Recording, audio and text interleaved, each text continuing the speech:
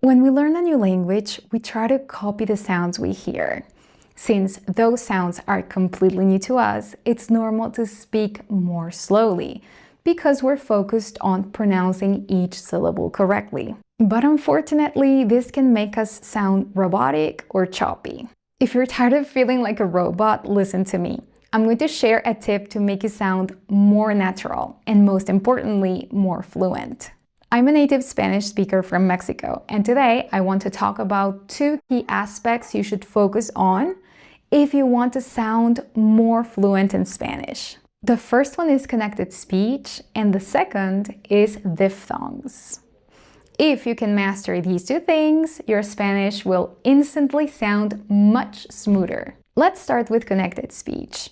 In Spanish, when we speak naturally, we don't pause between every single word. Sometimes the last syllable of one word links to the first syllable of the next word, forming one smooth sound and creating a connection between those two words. That's why, if you don't have much listening practice, a group of words might sound like one very long word. So when does this happen? There are two main cases. The first case is when the first word ends in a vowel and the next word begins with a vowel. The vowels in Spanish are a, e, I, o, u.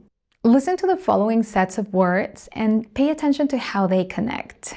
Mi amigo, my friend. Se acaba, finishes.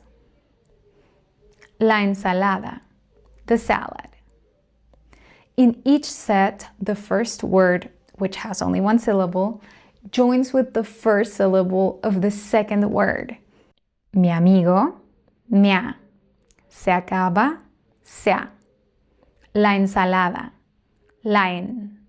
So when we use them in a sentence, a native speaker would not pronounce each word separately, like mi amigo se acaba la ensalada. Instead, we naturally link them. Mi amigo se acaba la ensalada. The second case is when the first word ends in a consonant and the next word begins with a vowel. Most Spanish words that don't end in a vowel end in one of these consonants. L, R, S, N, D, Z, Y. Listen to these examples. Los amigos, the friends. Por aquí, over here. Con ella, with her. In each case, the final consonant of the first word links to the first syllable of the second word, which starts with a vowel. Los amigos, losa. Por aquí, pora. Con ella, conne. When we use them in a sentence, we don't separate each word. Los amigos caminan por aquí con ella. That sounds choppy. Instead, it sounds much more fluent when we link everything naturally. Los amigos caminan por aquí con ella. Now let's move on to the second aspect, diphthongs. A diphthong is when two vowels appear within the same syllable. Do you remember Spanish vowels? A, E, O are open vowels. I, U are closed vowels. Within a syllable, you can have one closed vowel and one open vowel in any order, or two closed vowels together. For example, in the word aire, there is one open vowel and one closed vowel. Ai, ai. In the word tierra, there is one closed and one open vowel. I, e, ie. In the word ciudad, there are two closed vowels. I, u, you. In the word cuidado, there are two closed vowels. U, I, we. Important, this does not happen in words like país, where the I has a written accent mark.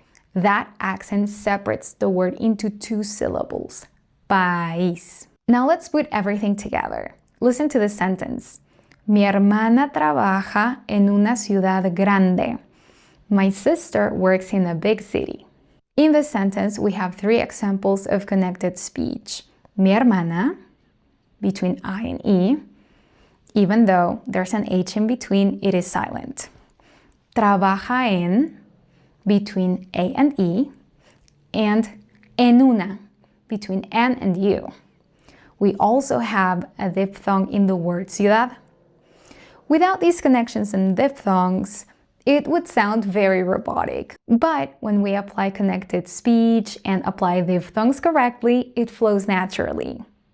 Mi hermana trabaja en una ciudad grande. And here's one last tip. If your goal is to sound more fluent, try not to rely on beginner-level comprehensible input videos and podcasts. They often separate words in ways that are not natural. Instead, try content made for native speakers or more advanced comprehensible input. Break it into separate sections and listen to it several times. If these tips were helpful, let me know in the comments. And feel free to add anything or share any questions. If you'd like more tips to improve your Spanish, check out the rest of my videos. Hasta la próxima!